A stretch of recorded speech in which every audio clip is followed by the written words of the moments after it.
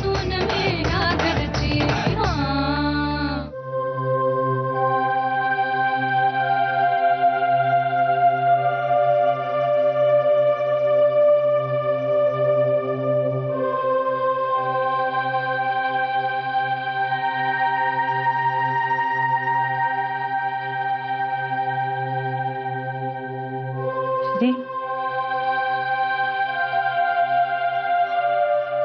आई आजीचं सगळंच ठरलेलं होतं का?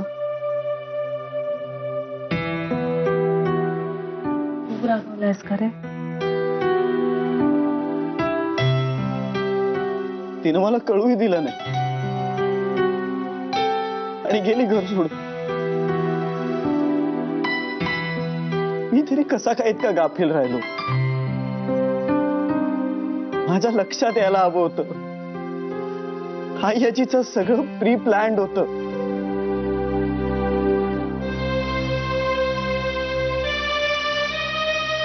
सगळ्यांच्या तोंडावरून असं निघून यायला नको होतं तुला.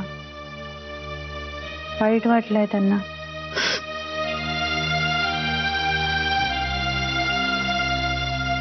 जान्हवी, आई आजी या घरात नाहीये ना, तर या घराचा जीवच गेल्यासारखं वाटतंय का? खूप रिकाम रिकाम वाटतंय. पण मी पण ना भागीरथी खोकल्यांचा नातू आहे. काहीही झालं तरी मी आजीला घरी परत आणणार. आणि नाही आणू शकलो ना तर मी नाव नाही लावणार श्रीरंग गोखले म्हणून.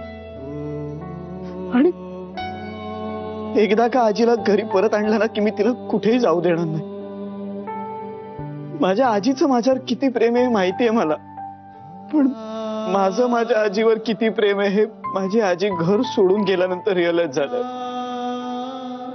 मला माझी आजी माझ्या आयुष्यात माझ्या घरात हवी कायमची. मला सोडून जाताना तिला काहीच वाटलं नसेल. मी एवढा काय चुकलोय की तिने मला इतकी कठोर शिक्षा द्यावी? जान्हवी, आई आजी या घराचा एक अविभाज्य घटक आहे. आणि मी आई आजीला घरी परत आणू शकलो नाही ना तर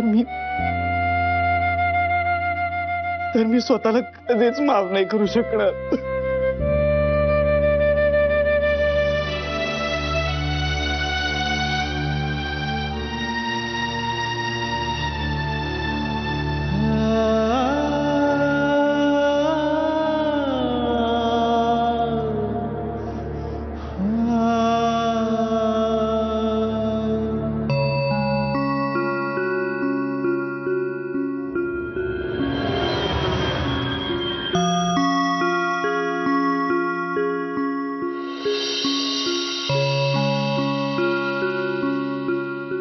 हे वेडे, तुला काय झालं रडायला? मला रडताना बघून तुला रडू आलं ना? I am so sorry.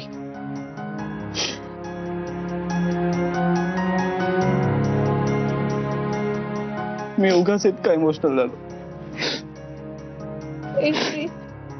नको ना रे इतकं टेन्शन घेऊस. ते येतील ना स्वतःहून परत. आणि नाही गेलं तर आपण आणू ना त्यांना. त्यांना थोडासा त्यांचा वेळ द्यायला हवा का रे?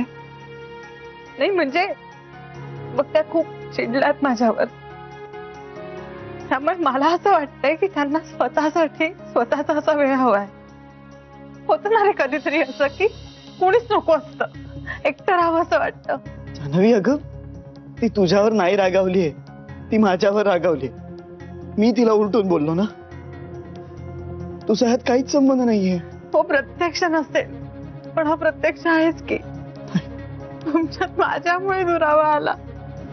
श्री, मला कळतच नाहीये मी काय करू रे ज्याने तुला माझी मदत होईल. सांग ना मला, तू कसा आनंदी होशील?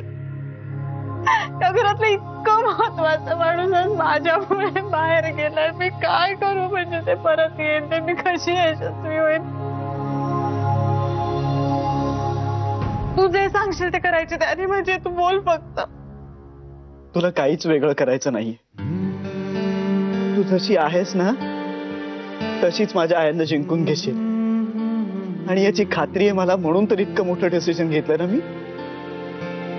फक्त एक, या घरात लवकरात लवकर रूळ. आणि माझ्या आयांना जिंकून घेणं फार काही अवघड नाही अगं. खूप भोळ्या आहेत त्या. फक्त आता ह्या सगळ्या प्रकरणामुळे ना थोड्याशा बिचकल्या आहेत त्या. पण तू तुझी स्किल्स वापर आणि त्यांना जिंकून घे. आणि मग एकदा तू आयांना जिंकलस की मग आजीला जिंकणं फार काही अवघड नाहीये. जान्हवी, मला जे आपलं घर दिसतंय ना, त्या घरात तू, मी आणि माझ्या साई आया आनंदात सुखात नांदतो. आणि ते घर काही फार दूर नाही आहे. आता तू आणि मी ठरवलं ना तर ते घर अगदी असं नजरेच्या टप्प्यात आहे. लवकरच दिसेल आपल्याला ते. सगळं करीन श्री. तुझा ना शब्द आणि शब्द लक्षात ठेवीन मी. आहेत रे, खूप प्रेम आहेत तुझ्या आया. त्यांना ना फक्त समजून घेण्याची आणि त्यांच्याशी जुळवून घेण्याची गरज आहे. आणि यासाठी मी नक्की प्रयत्न करेन. आणि समजा नाहीच जमलं ह्याच्यातलं काही ना, तर निदान तुला त्रास होणार नाही किंवा तुझा त्रास वाढणार नाही याची तरी काळजी घेईन मी. प्रॉमिस. अगं, आपल्या माणसाचा आपल्याला त्रास होतो की उपयोग होतो असं नाही विचार करत आपण. आपण फक्त त्याच्यावर प्रेम करतो. असं ना मला माझ्या आईजींनी शिकवलं. आणि तिला सुद्धा आता खूप त्रास होत असणार आहे. ती काही सुखात नसणार. 3 दिवसापेक्षा जास्त या घराबाहेर राहू सुद्धा शकत नाही. तिला आवडतच नाही. हे घर म्हणजे ना तिच्यासाठी स्वर्ग आहे, सर्वस्व. तिच्यासाठी या घराबाहेर राहणं म्हणजे खूप मोठी शिक्षा असणार आहे. आणि याचाच मला त्रास होतोय. माझी खात्री आहे ती आता कुठेही असली ना तरी माझ्या आठवणींनी तिच्या डोळ्यात नक्की पाणी येत असणार. आपण आता तिला जितके मिस करतो ना तितकीच ती सुद्धा आपल्याला नक्की मिस करत असणार. पण हट्ट, माणूस म्हातारं व्हायला लागलं की आणखीनच लहान व्हायला लागतं. कदाचित माझ्या आजीचं ते वय सुरू झालं बहुतेक. आपल्याला तिचं पालक व्हायचंय आता, तुला आणि मला. या 6 मुलींचे पालक व्हायचंय.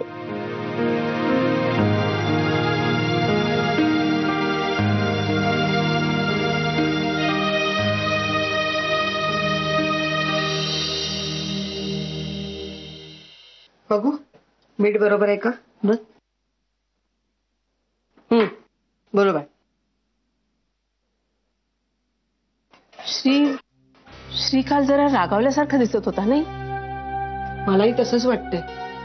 अगं रागावेल कशाला? त्याला शॉक बसला असणार ना. हो, पण आपल्याला माहित असून आपण त्याच्यापासून लपवलं तर वाईट वाटलंच असणार.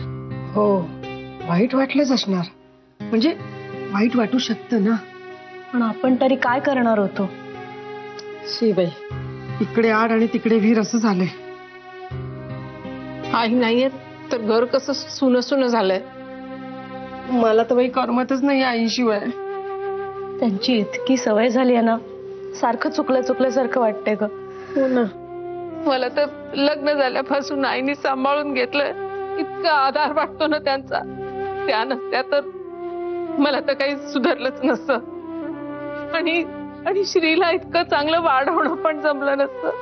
माझी आई लवकर गेली, पण माझी सासू माझी आई झाली आणि खंबीरपणे माझ्या पाठीशी उभी राहिली. हे गेल्यानंतर तरी ते कसलं भान होतं मला. जगण्याची इच्छाच नव्हती. पण श्रीने पायाला मारलेली मिठी आणि आईंनी पाठीवर फिरवलेला मायेचा हात, या 2 गोष्टींमुळे खरं तर मरणाच्या दारातनं परत आले. पण आता या 2 गोष्टींमध्ये इतका दुरावा निर्माण झालाय, कोणाचं ऐकायचं तेच कळत नाही. तुम्ही सगळ्याजणी आईंशी कुठल्या ना कुठल्या नात्याने तरी बांधलेल्या आहात. पण मी तर या घरात परकीच आहे. मी या घरात कायमची राहायला यावे याविषयी किती आग्रही होत्या त्या. मला खूप लाज वाटत होती. वाटायचं असं कसं ताईच्या सासरी कायमचं राहायला जायचं. पण माझे आई बाबा गेल्यानंतर आईंनी आग्रह केला म्हणून डोक्यावर मायेचं छप्पर आलं. म्हणाल्या होत्या ना मला, माझ्यासाठी जशी माझी बेबी तशीच तूही. ऑफिसला जायच्या तेव्हा त्या, पण किती स्थळं बघायच्या माझ्यासाठी. खूप आठवण येते आईंची. आई कायमचं घर तर सोडून नसतील ना गेल्या? नको ग इंदू, नको असं अशुभ बोलूस. हा नको ना असं बोलायला. श्री करेल काहीतरी. तोही खूप अपसेट असतो हल्ली. हो, आपलं घर फुटायला सुरुवात झाली का त्या मुलीमुळे? इंदू, नाही नाही नाही, असं अशुभ बोलायचं नाही. नाही, मी चहा करू?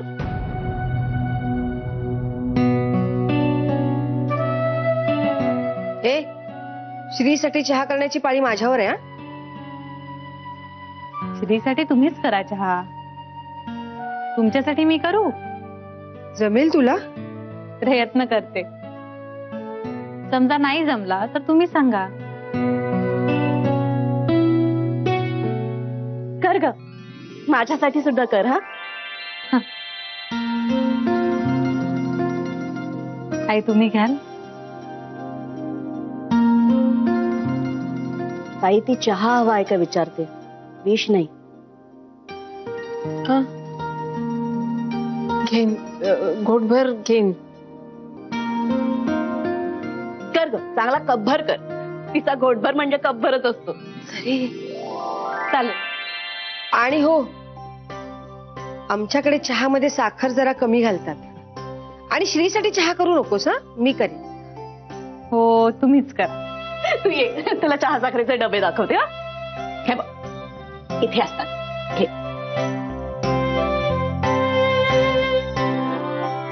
घ्या मापाचा. हे पातेलं. तुम्ही बसा ना, मी करते. करशील? हो, कर.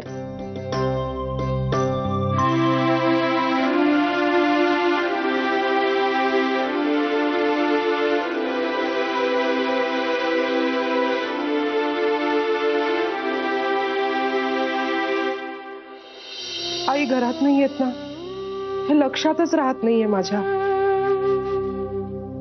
मी आज सुद्धा त्यांच्यासाठी सकाळी चहा घेऊन गेले होते. खोलीत कुठे दिसल्या नाहीत म्हणून बसून राहिले. मला वाटलं बाथरूम मध्ये असतील. 5 मिनिटांनी हाका सुद्धा मारल्या, पण मग नर्मदा वहिनीने आठवण करून दिली. आई घरात नाही येत ना, तर मला करमतच नाहीये हो बेबी वंस. माझ्या आईला स्वतःच्याच घरातनं काढलं या मुली. मी कधीच माफ करणार नाही तिला. ती कशाला बिचारी आईला घरातून बाहेर काढेल? तीच बिचारी परक्या घरातून आलेली मुलगी. तिच्या मनात तरी येणार आहे का बेबी वंस असलं काही? ती काही बिचारी वगैरे नाहीये शरीर. तिने आपल्या श्रीला व्यवस्थित ट्रॅप केलाय. आईशी असं बोलण्याची कुणाची हिंमत होत नाही जसं तिच्याशी श्री बोललाय. नाही बेबी वंस, त्या दोघांचं भांडण झालंय इतकंच. नाहीतर दोघांचा किती जीव आहे एकमेकांवर. आणि मला सांगा, आई राहू शकणार आहेत श्री शिवाय? श्री आईना परत घेऊन येतो की नाही बघाच तू. शरयू, आई खूप ठाम असते ग. माझ्या भावंडांच्या बाबतीत घेतलेले निर्णय सुद्धा कधी तिने बदलले नाही. आता सुद्धा ती नाही बदलणार. पण माणसं बदलू शकतात ना. आणि जर तुमचे भाऊ बदलले असतील तर आईनी त्यांच्या बाबतीत बदलायला नको? मला आई नेहमी म्हणते, माणसाचा मूळ स्वभाव कधीच बदलत नाही. आणि वरवरच्या बदलाने आईला इम्प्रेस करणं कधीच शक्य नाही असं मला वाटतं. पण तुमचे भाऊ आतून बदलले असतील तर? परिस्थितीचे चटके सोसल्यानंतर आता त्यांना आपण बदलावं असं वाटत असेल तर?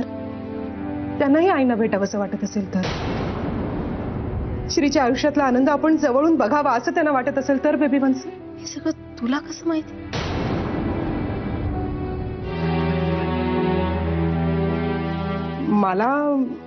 मला माहित नाही. मला असं वाटतंय बेबी वंस. मग तुझं वाटणं तू तुझ्यापाशीच ठेव.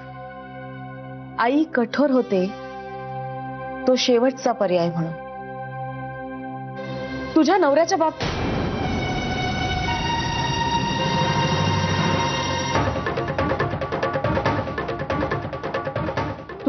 बाबतीत तिने जो काही स्टँड घेतला ना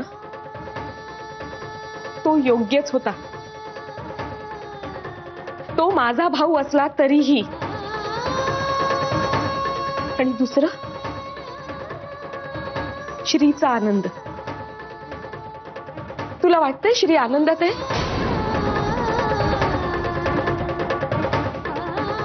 श्री त्याच चुका करतोय ज्या चुका मी केल्या होत्या. पण त्या चुका आहेत हे त्याला आजचं नाही कळणार ग. काही वर्षांनी नक्की कळेल. माझ्या लग्नाच्या वेळी सुद्धा आईनी मला विरोध केला होता पण मी नाही ऐकलं तिचं.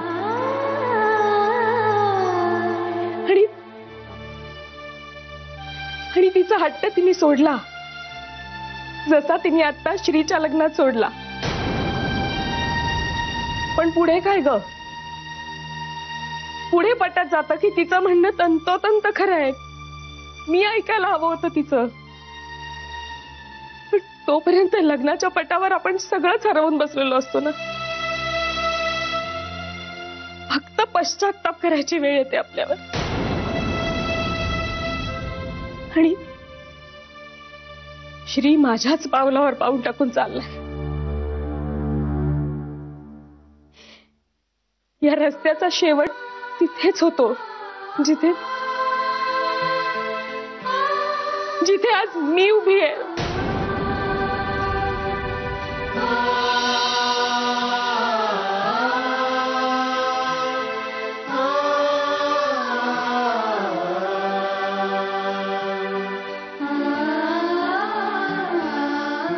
तुम्ही म्हणताय ते सगळं बरोबर आहे बेबी वंस. पण कदाचित तो श्री असल्यामुळे वेगळा मार्ग शोधेल नाही तर निर्माण करेल. पण आपल्या घरात असलेली लग्न न टिकण्याची परंपरा तो मोडून काढेल एवढं नक्की.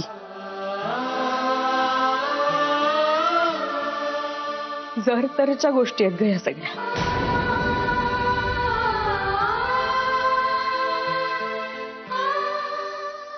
स्वप्नाळू कल्पना. पण शरयू वास्तवात असं कधीच घडत नाही ग. वास्तव फक्त चटके देत आणि त्यात मी पोळली गेली आहे. आणि श्री सुद्धा तेच करतो. देव त्याचं रक्षण करो.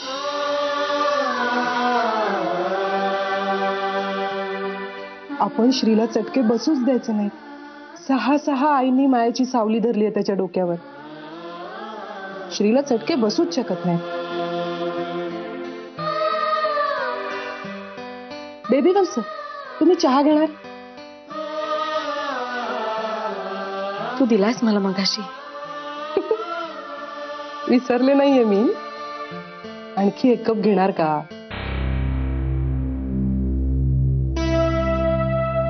चालेल.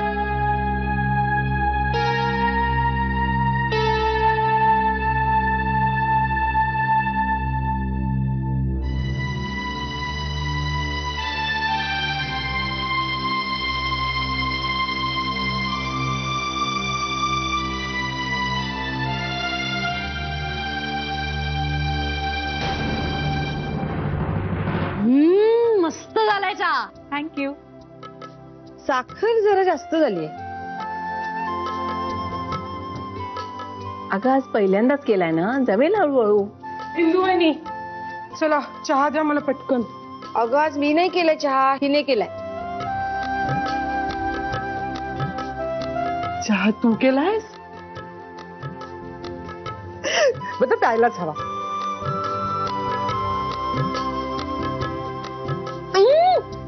अगं मस्त झालाय चहा. First class. आता आधी मी पिते आणि मग बेबी वंसना नेऊन देते. माझ्या सुपरविजन खाली केलाय तिने चहा. अरे वा, म्हणजे हाताला चव येते. शरे चहावरून त्या हाताची चव कळत नाही. असं नाही काय वहिनी. ते म्हणतात ना काय ह्याच्यावरनं त्या ह्याची परीक्षा शीतावरनं भाताची. नाही का बहिणी म्हणतात शीतावरनं भाताची परीक्षा, तसं आहे ते. Good morning. Good morning. अरे ह्याला थांब चहा टाकते. हे अगं नको, टाकू नकोस, केला असेल त्यातलाच दे ना. अरे आज मी नाही केलाय चहा, हिने केलाय. पण चहा करायची पाळी आज माझी आहे ना. हो श्री, मी तुझ्यासाठी नाही केलाय चहा.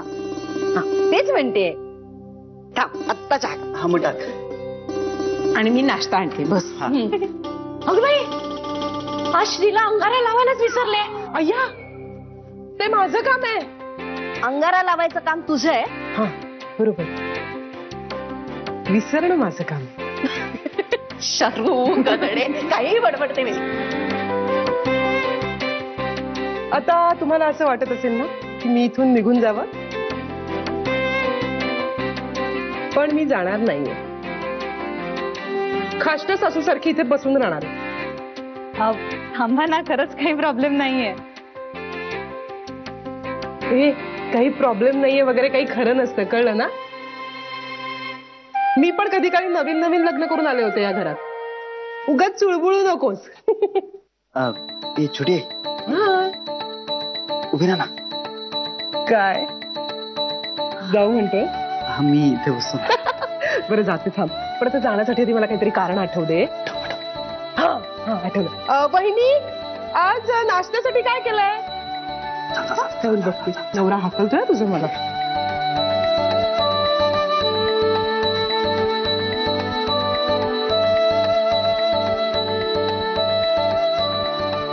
अच्छा, आणि